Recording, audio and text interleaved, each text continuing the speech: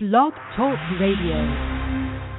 Hello, everybody. Scott Golden here with the Power of Perception Radio Network, and today we're going to depart a little bit from our usual format of highlighting guests, and we're going to highlight a topic that was suggested by a Twitter follower to this network. As I am a life, relationship, and creativity coach, we are going to try, when applicable, when a guest falls through, when we weren't able to book a guest for the day, to go back to doing some coaching-related programming here. And today, one of our Twitter followers, at the request of my urging, so to speak, made the request that we discuss living beyond the comfort zone and the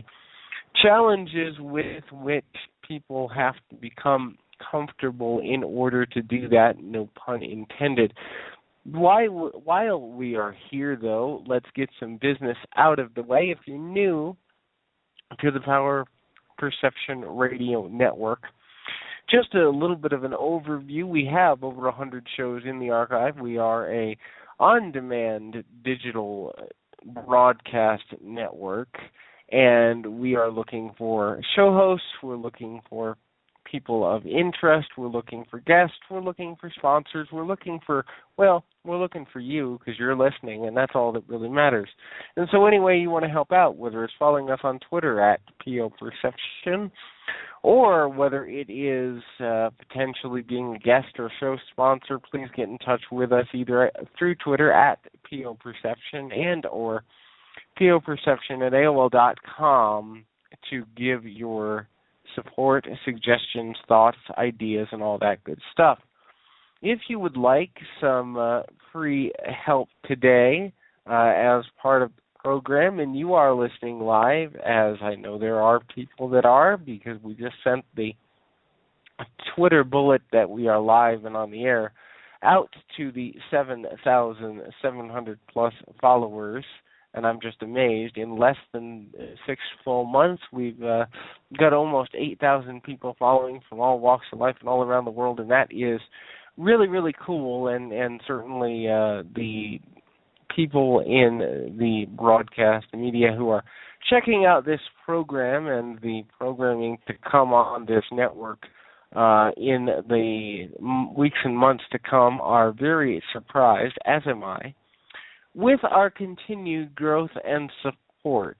And so a lot of times it is always good to kind of have a check-in point and see that we started in the first week of November of 2014. Here we are in the middle of May 2015, and thousands of people have caught on to what we're doing. We do need your support. It does take quite a bit to put these shows together. Having a support staff to trying to train new hosts, to the equipment, as well as the studio space and all those things. So if you have it in your heart and you like what we do around here, think about supporting the show. But I think that's a good place for us to begin, and if you'd like to call into the program, if there's something that tickles your fancy, so to speak, please feel free to do so during the next 55 minutes or so as we journey into the idea that living beyond the comfort zone or living beyond the zone of control circumstances is something that we all have to confront one time or another in our lives, and some of us more often than others. And if you are dealing with that, I know that there are a lot of challenges that comes with that. Where does the search for control begin? And the answer is it begins in childhood, and it is propagated through the ways in which we are raised. It's propagated through the experiences that we have. It's furthered through whatever agenda we are taught by any number of things, including, but not limited to, our society, our friends, our family, our loved ones, the cultures of our communities, and all points in between. And what ends up happening is we start to get into a pattern of social normalcy which may allow us to be momentarily successful, but always cautious and always beyond the realm of the expansion we would be capable of if we chose to be more present moment-minded and take more calculated risks. That which we are comfortable with becomes that which we fall into most often, partially because to buck the system, so to speak, to have an experience where the system is something that we are trying to operate against, be it the system of our beliefs, and a belief is just a thought that you think on over and over and over and over again until you hold it to be true through your experience. In reality, very few things in life other than death, taxes, and change are either true or false. Instead, they are an experience based on your previous experiences, and emotions tie in with that, and they create and construct the ideas and concepts under which we live our lives. Now, there are many ways that having a comfort zone is a wonderful thing.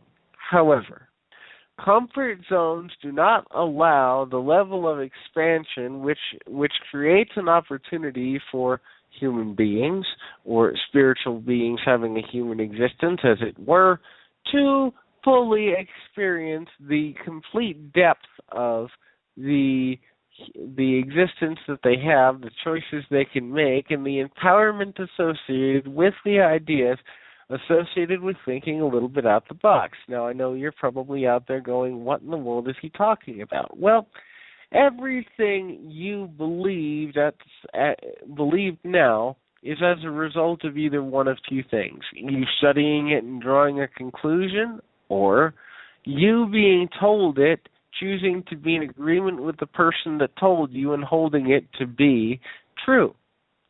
So, in that context, that means that the influence of others often plays a subconscious role upon that which is the definition of the ideas that you hold, and thus, as a result of those ideas, you will create responses that further those ideas. Now, how is this applicable to daily life, you may ask? Because all the theories are wonderful, and there's various spiritual belief systems that a person could study if they were so inclined to do so, about how cause and effect create actions and responses. But if a person is comfortable with something, that means they are going to repeat it because they anticipate the potential result. They anticipate that if they act in a certain way, others around them will react in a way that is familiar to them, thereby creating control over their circumstances or their outcome of events, and hopefully for them, if they execute it properly, it will be pleasing. The problem is, with that theory, the idea that when a person believes they have the only right answer, or the only way to do things, or the only perception or thought or concept that matters, what they are truly creating there is an isolation chamber self-imposed. That is to say, if a person has the idea that their way is the, quote, only, unquote, right way to do something, to believe, to behave, or to perceive the world, they are excluding everyone that came before them, everyone that will come after them, and all points in between, unless they are in alignment with the way in which a person perceives things. Now, the trouble with this is these perceptions cause emotions. As in, if I hold true that for example, chocolate ice cream is the best ice cream in the world, and you perhaps like raspberry or strawberry or another flavor, If I say to you, in my opinion, in my view, in my experience, chocolate ice cream is the best ice cream in the world, you will say, well, I don't agree. I prefer strawberry, raspberry, Reese's Pieces, or whatever.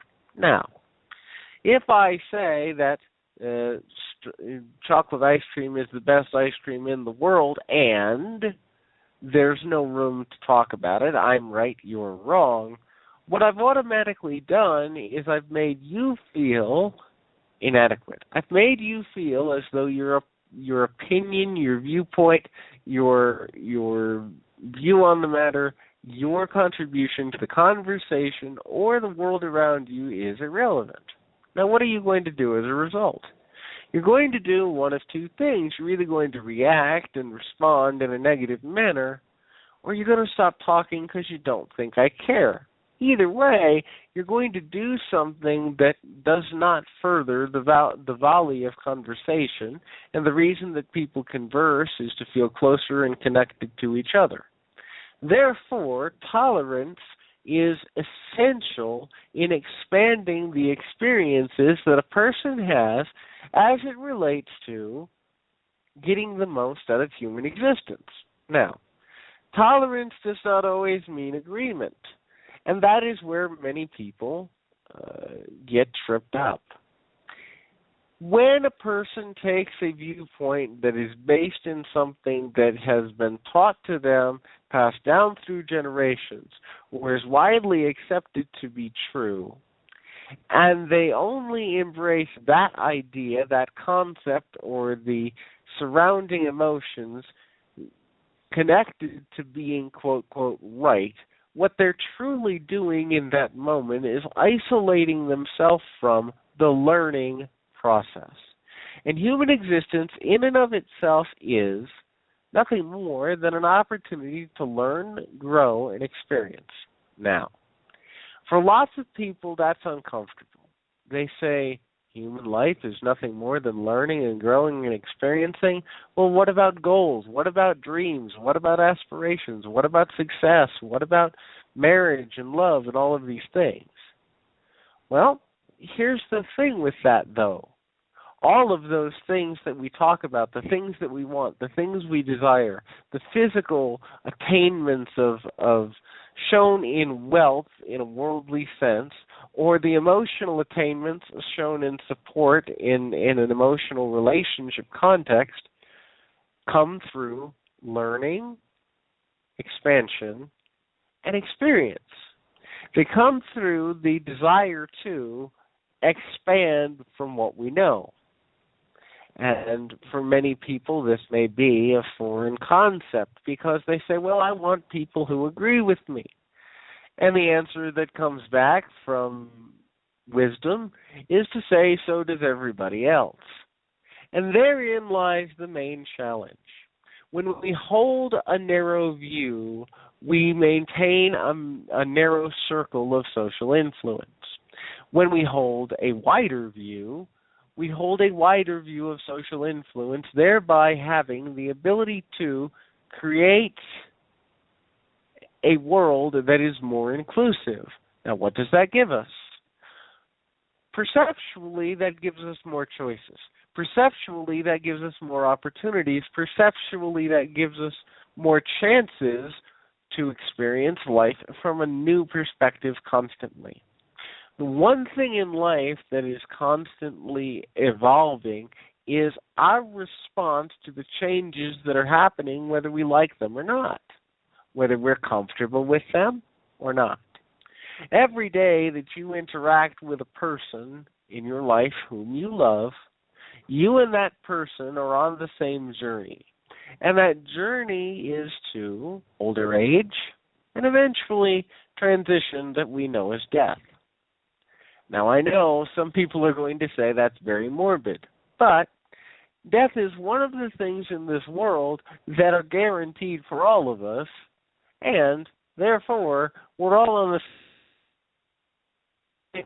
Now, if we factor in spiritualism and we factor in religion, which we're going to do lightly here, and try to create some happy accidents of understanding, as my old friend the dearly departed Bob Ross, who was the painter on Joy of Painting. Hopefully we can create some happy accidents of understanding here. But the idea is that if we're all journeying to the same place anyway, from the point of birth to the point of experience to the point of transition, then why not live in as much harmony as possible? Now, we should always endeavor to feel good. Feeling good and feeling comfortable are not always the same thing, and oftentimes people get tripped up because they believe they are the same thing. They believe that in order to be comfortable, they must have good feelings. In order to be comfortable, they must have a positive, happy experience at all times. However, expansion creates resistance. Now, when expansion is met with force, that is to say that a person cannot feel comfortable in the idea that they are capable of achieving whatever objective, goal, dream, aspiration, or function has been placed before them, they will be less likely to meet success along the way. Why? Because if a person has not the belief that success is attainable for them, they will be less likely to put forth enough positive energy to create a new reality which proves them to be able to attain the thing they wanted in the first place. But comfort does not mean staying in the same place. For example, a person who decides to work out has to know that that process is not always going to be comfortable.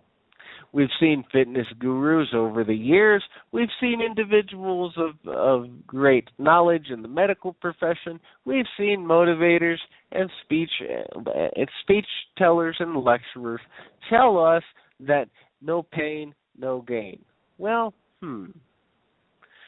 being in a position of being on the edge of a comfort zone and discomfort may never be entirely painful, but it will be uneasy.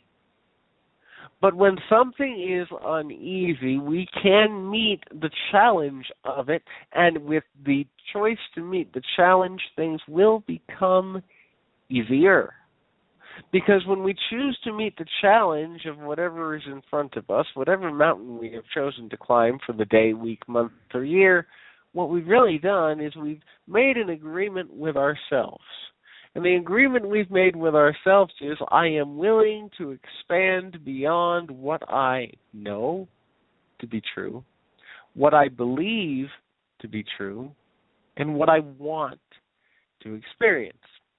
Now, if a person is truly committed to the expansion process, they also will have a desire for things to be markedly different for their benefit, even when they do not know the derivation of the outcome of that which they choose to change. That is to say, taking an investment and a stock in that investment in oneself is essential for the continuation of growth and development as it relates to success. Do the same thing, get the same result. Do something different, have a chance at a different result.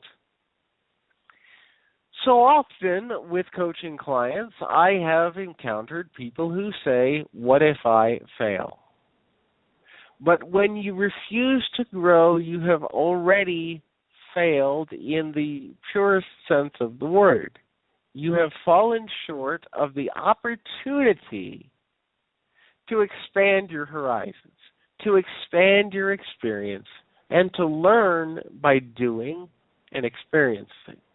Now, does that mean it's good or bad? Well, that depends. What emotions do you put behind the perception of failure that you have created?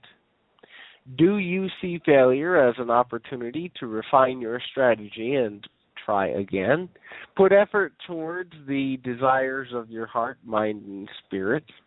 Do you see a failure as a reflection of your inadequacies or inabilities, as it were, to accomplish a certain given task? If the farther is true, then you are on the right track, my friend. If, however, the latter is true, and you hold yourself to the standard that the only way you can truly ever be successful is to meet your goal every time, then you've missed the entire point of human existence. The point of human existence in simplest form is to succeed at having experiences, and to make as many of those experiences as enjoyable as possible. There are so many things that go on in our news these days.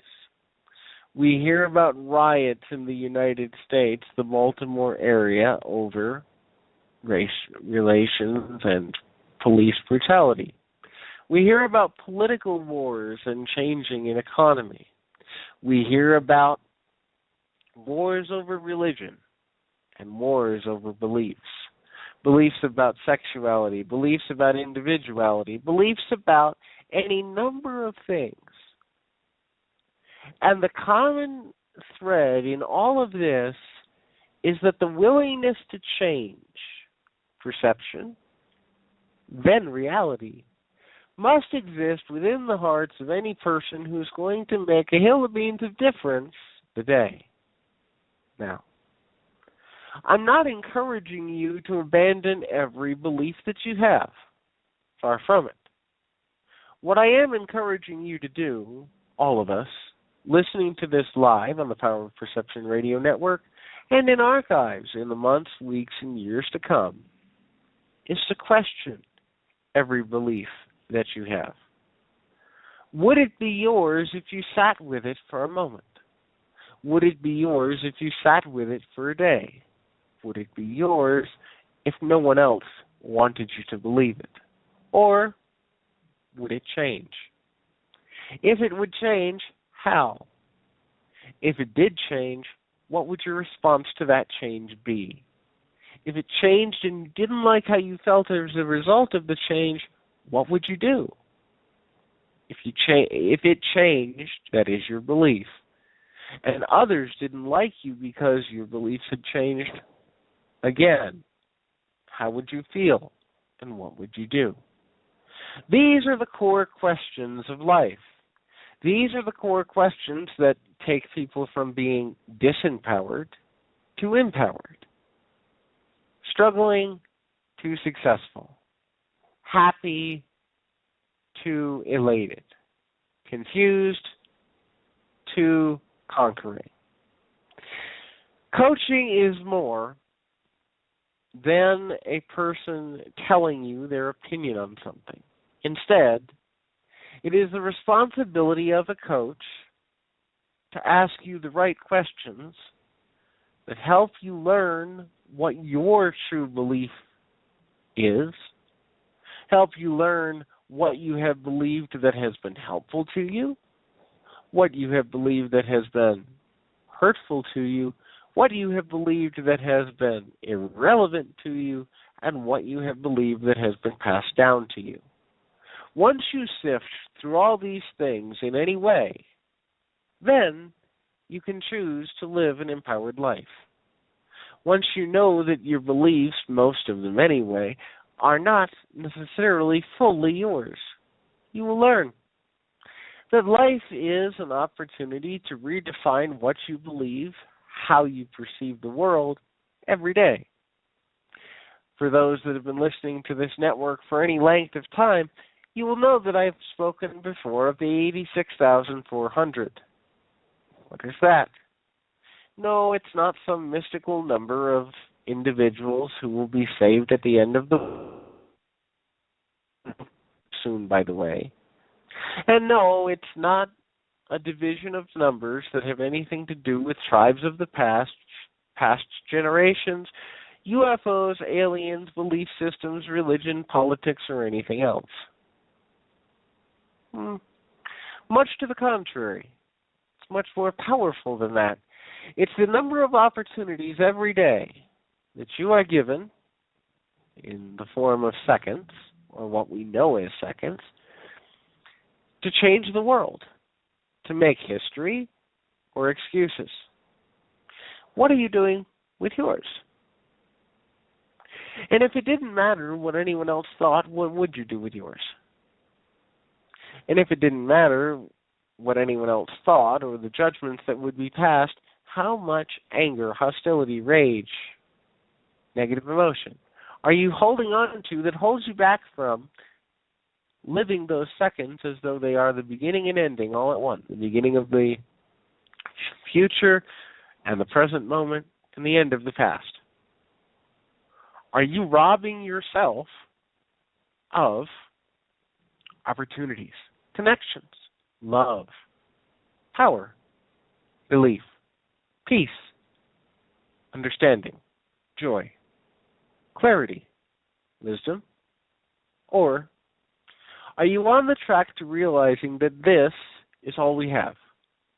This moment right here that you're listening to this broadcast could be your very last, my very last, the very last for any of us at any given moment, as could this one, and this one, and this one, and so on. So, if everything could be the end, why not make it the beginning? Make it the beginning of the life that you desire. Make it the beginning of the life you dreamed of. Make it the beginning of the person you are becoming. When we look at what we become, we must dissect that word. First we must be, then we must come to realization. Becoming. When we learn how to be, then we learn how to see. When we learn how to see, then we learn how to perceive and proceed. When we perceive, we see into that which may not be visible to the naked eye. When we proceed, we go forward with the hope that progress, and only progress, is our end goal. Now, no, I'm not saying that you shouldn't have things that you desire. Desires and not definitions. A desire is that which we align with, which has the ability to make us feel good. For example, right now I desire a cup of water, which I wish I had brought with me into the broadcasting studio because I am thirsty. Now, if I determine that the ability to continue this broadcast is dependent upon that water, I'm going to be very miserable for the next 30 minutes. If I realize that my desire will be fulfilled at the end of this broadcast, then I have hope. Then I have the realization that what I desire, if I am patient and dedicated to doing the task in front of me, then I will be rewarded for my diligence, and that is what life truly is. Every day you are rewarded for diligence, after all. Don't believe me? Well, you're breathing, right? And life itself is a reward if we choose to see it from that light. Life itself is a reward because it comes with a renewable resource of 86,400 seconds every day, with which we can do whatever we choose, with which we can meet the love of our life, with which we can forgive ourselves, finding that love yet, with which we can use our gifts and talents to follow our passion instead of our wallet, with which we can raise our children to be conscious creators of a better world, with which we can support our friends, with which we can forgive our enemies, with which we can do anything we choose. At the end of the day, I don't remember, and I wish I did in this moment, but there's a quote that says all of life is a stage. If all of life is a stage, then you are producer, director, and leading role in your own movie. What do you want that movie to say about you? About who you are, about who you're becoming, about who you've been, and what you've learned. And most importantly, what do you want that movie to say about the legacy you will leave when your time here is done? It's okay if you don't know those answers. Actually, it's kind of neat if you don't, because that means you've got a completely blank canvas. It's even more okay if those answers have changed over time. Certainly the person I was at 18, the person I was at 28, the person I will be at 58, wanted different things. Certainly the person you are when you were a child, the person you were when you graduated high school, the person you will be when you graduate for the need of your retirement fund are going to be different people. And so another inevitability in living outside the realm of control is the understanding that the only thing we need to control is our reactions to that which stimulates us, that which has our attention, that which is our point of attraction. I don't want, I don't need, I don't, I can't, I shouldn't, I won't, I haven't, I might not. All of these language barriers that we create through negative word choices create attention to the things we don't want. Here is a realization. You are special. You are important. You are valuable. But so is everybody else. And so if you are valuable in a way that only you can be, one of a kind, newly minted, then why should you live anyone else's life? Why should you live anyone else's existence? Now, I know there are many out there who are going to say, but you're teaching us to be selfish. And guess what? In part, you would be correct. I'm teaching you to be self-aware that nobody matters more to you than you should. Because if you're not invested in you, why will anyone else? But if you're completely invested in you, then you're going to be happy with you. And if you're happy with you, you'll be more fun to be around. And if you're more fun to be around, friends will join you. And if friends join you, you won't feel lonely. And if you don't feel lonely, your life will feel full. And if your life feels full, then you'll finally have gotten why you're here in the first place. Have experiences and share them with others. Now, I know that the natural course of resistance for many is to say that, well, you don't know my life. You don't know my experiences. You don't know how I've lost control before and how much it hurts and how awful it is. And to that I would say, you're right. And somewhere on this planet, someone has it worse than you ever have. And somewhere on this planet, at the opposite end of the polar spectrum, someone might have it better than you think you can. In the meanwhile, their lives keep going, and your life might be stuck. So, if from the perception that you don't want your life to be stuck anymore, then to dare to partner with change is going to be an inevitable part of pushing yourself forward. And if partnering with change is an inevitable part of pushing yourself forward, then, well, we've got to get comfortable with it, don't we? Which means if we're partnering with change, our comfort zone has to change as well, right? Our comfort zone then must become, rather than, I am comfortable because I know what's coming, I am comfortable because I know how to respond to whatever may come. And if you don't know how to respond, remember your inner guidance system, your intuition, your gut instinct, your emotions, your friends, your family, your loved ones, all of them can give you input.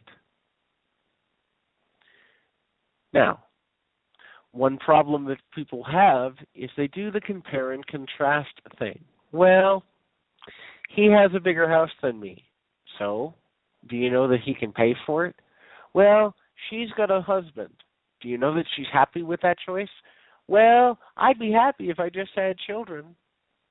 Maybe so.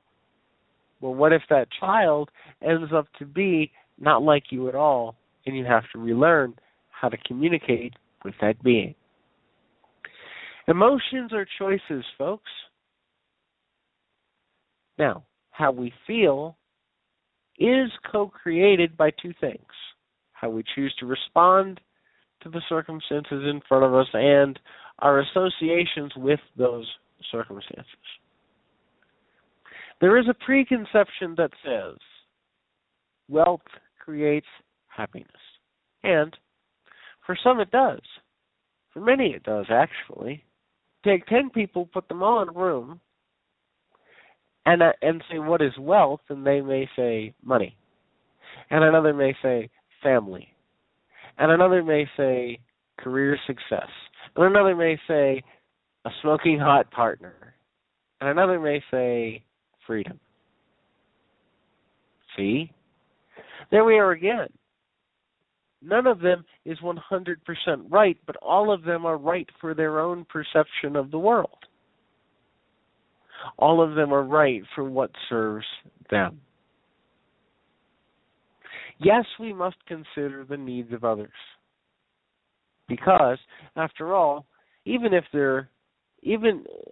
let's play both sides of this. Suppose there is a God, goddess, spirit, universe, or some other higher power. He put us here to coexist together. Together. Exist. To be. To be together. Now, if there is no such power, and the reason I make these qualifications is because, truthfully, your beliefs are yours. It's not my job as a radio personality to change them, just to encourage you to question yours. So let's say there is no higher power for just a moment. We're all still here under the guise of one unified thing. We're all part of the human race. We're all still unified by that thing known as humanity. And so, religion has nothing to do with whether a person is comfortable with change or not. It also has nothing to do with whether a person is going to be successful in the changes they try to undertake or not. So similarly, too, politics is the same thing. We serve these invisible borders known as countries. But if you think about it, if you went onto a playground and you said, as a child or to a child, you must have a piece of paper to cross my invisible line, otherwise you are not welcome. The child would look at you and say, how silly you are, and run across your line without a care in the world. Why? Because that which isn't visible doesn't matter to an open heart. The reason I raise this is the discord we see in society today is as a direct result of invisible perceptions. Racism, an invisible perception held by many that one race is better than another. Sexism, the invisible perception that one gender is better than another. Sexual orientation discrimination, the invisible belief that a person's choice of what they do with their body impacts who they are. Religion, the choice of belief that which concept of higher power creates right or wrong. Politics, the idea, the invisible belief that there is one system under which the entire world of independent, unique souls can be governed. All of these things require us to change perception at a time or another. When we look at the violence that exists in our world, we wonder, why? Why are we going down into a world that is less family-orientated than it used to be? Why are we seeing more violent acts than ever before, all around the world? It used to be that the violence was contained at first to inner cities, and then it was contained to the certain parts of the United States, or that's where the media focus was, or it was contained to religious war zones. Now, it's become a global epidemic. What is the cause of this global epidemic at the simplest of form? That cause? The lack of ability of human beings to choose to expand their comfort zone.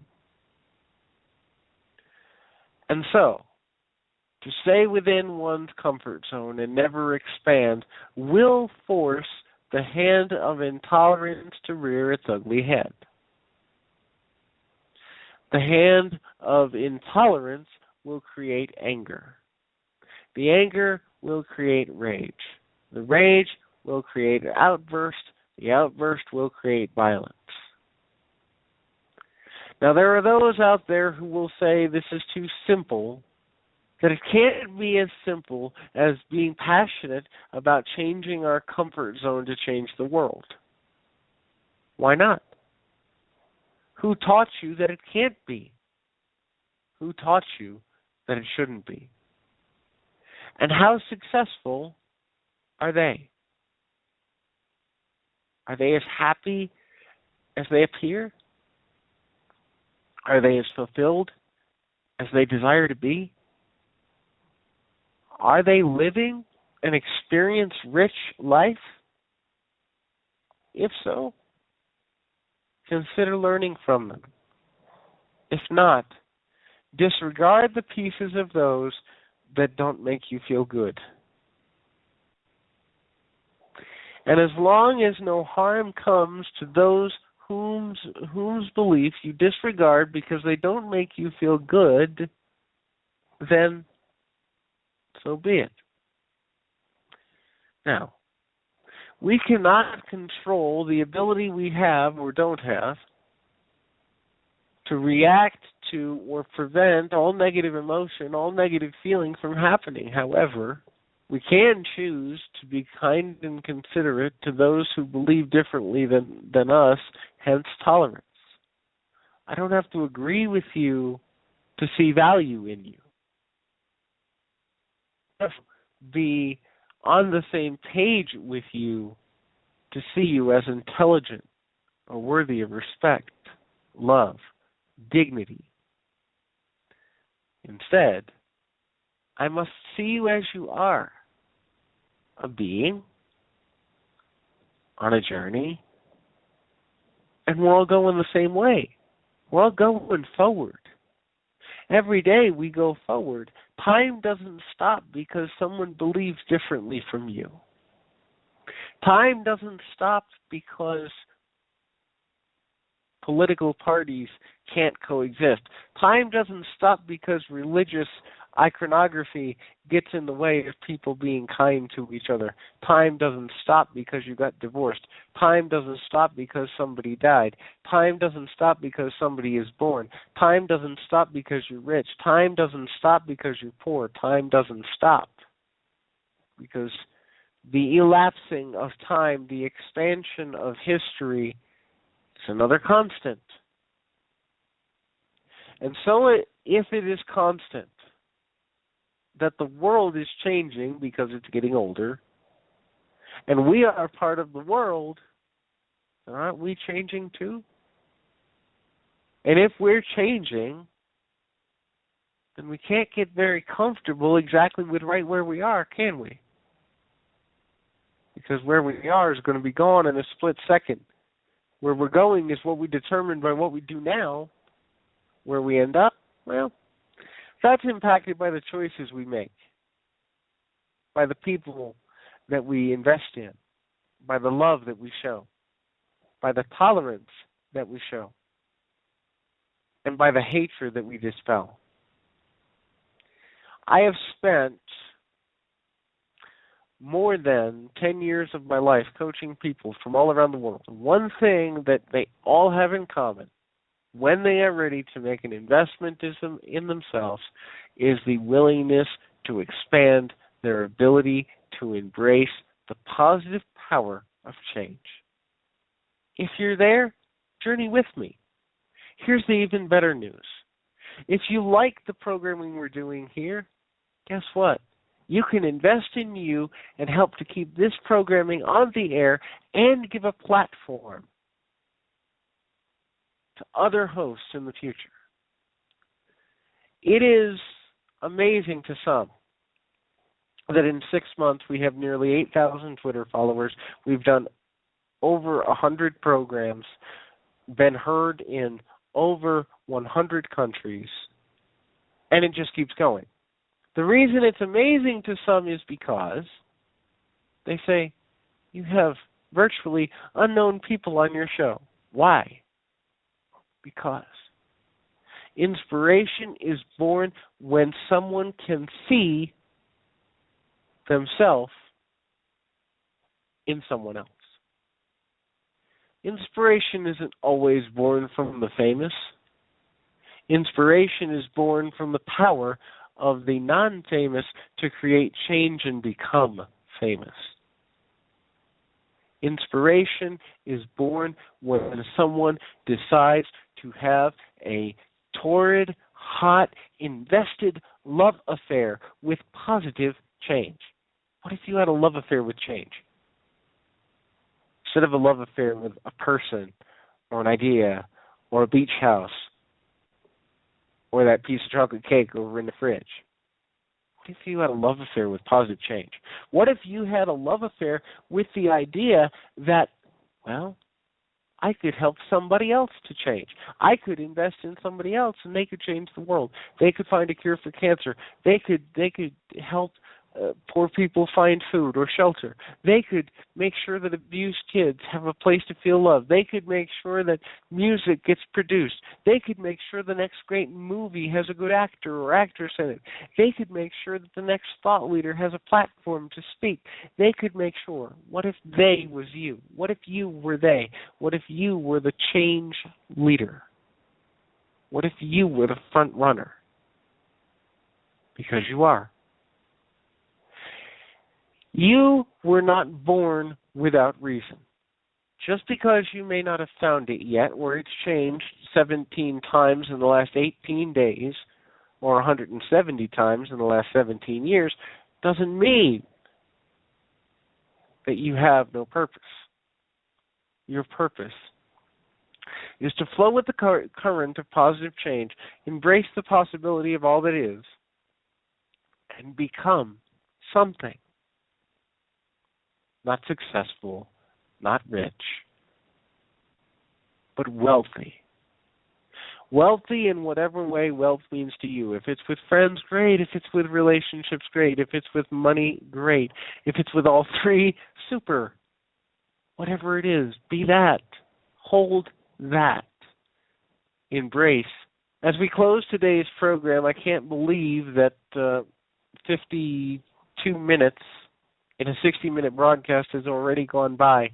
We had a guest scheduled for today who had to cancel at the last minute. That happens around here. I want to talk to you a little bit about the vision of the Power of Perception Radio Network project. The vision that I and my very small but dedicated team have is for voices to come together, for platforms to be made, for channels to be created about topics, spirituality being one, sports being another, music being another, film being another, coaching being another, and so on, and continued, therefore. With dozens, maybe even tens of dozens of hosts who all have a broadcast from 1 to 2 hours per week for a modest upkeep fee. Our goal is to eventually move to our own dedicated server and turn into 168 hours, otherwise known as 7 full days, of broadcast quality alternative to what it is that you see and hear on your television and on your current radio. Is all that stuff bad? No. But we here at the Power of Perception Radio Network truly believe that you deserve choices. That you deserve to empower your life and get something from whenever you decide to grace us with your presence and to bless us with the opportunity to share a moment in time, or a few of them, with you. In order to do that, that means that we need your support. Much like PBS and other broadcast networks, right now this is a small team-funded project at which we are not currently making the expenses to keep things going. We'll find a way. We always do.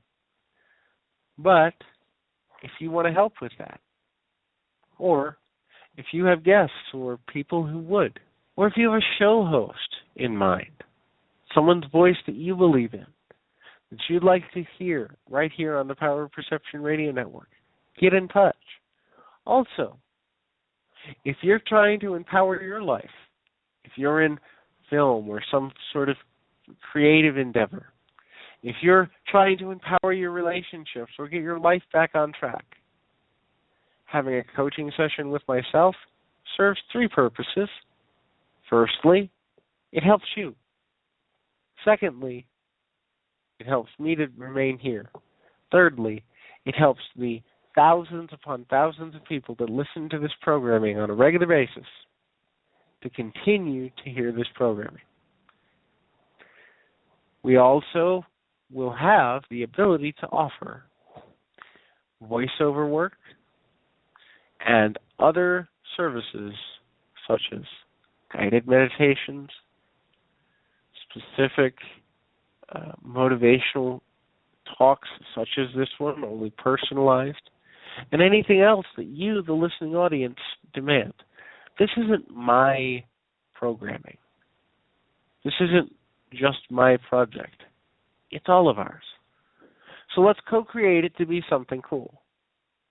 Let's embrace the fact that it's going to ever evolve and ever change. There's that thing again. Better not to get too comfortable. It's expanding.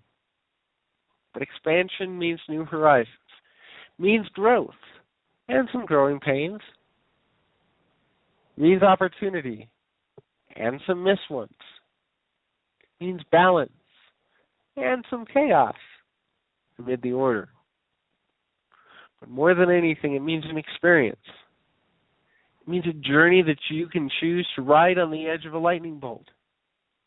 If there's nothing else you can do in this moment, share the link to the archive on your social media page. Tell people about this programming. Share it wherever you can. Because as you do that, you get more followers.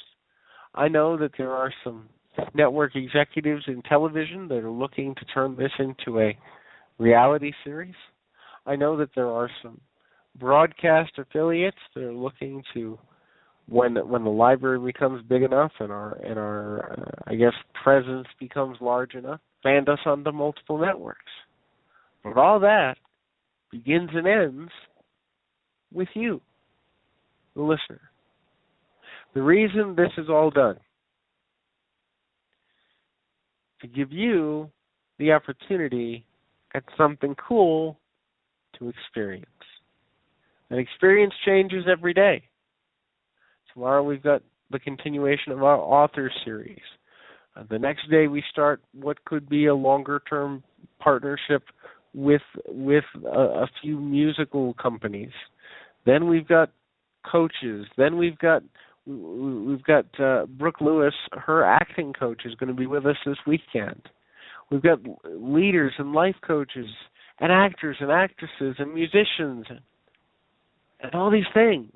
Hopefully I want to get some sports people on here before summer's out for those that are athletically minded. But you know the thing about all of it? All of those people, all of our guests, what are they doing? They're living their dream and sharing that experience with you. So that one day you might find within yourself the ignition of the fire of positive possibility to change and create the bottle rocket that is a dream of your own that's created into a reality that gives you the ability to embrace positive change once and for all for yourself. That's what we're doing here. Bigger than just some internet digital broadcast. It's bigger than just, I'm going to have a podcast because I want to hear myself talk. Trust me. My goal with this network, in all honesty, is to make other people the stars and to produce their dreams. Why? Because I'm totally cool with being a carpenter. Will you join me? Will you be part of passing out those nails, picking up a hammer, maybe a saw, cutting new ground to create positive change through the Power of Perception radio network? I need your help. And that means being a little uncomfortable. We've got 60 seconds remaining. I do want to remind you to keep your feet on the ground, your mind in the moment. We'll be back here tomorrow with another cutting-edge program. Once again, get in touch with me, Scott Golden, Life, Relationship, Creativity Coach, poperception@AOL.com. You'll get in touch with either me or my team. And join us on Twitter. 7,700 people can't be wrong. There's room for you too, @POPerception. Till next time, keep your feet on the ground, your mind in the moment. Until next time, everybody.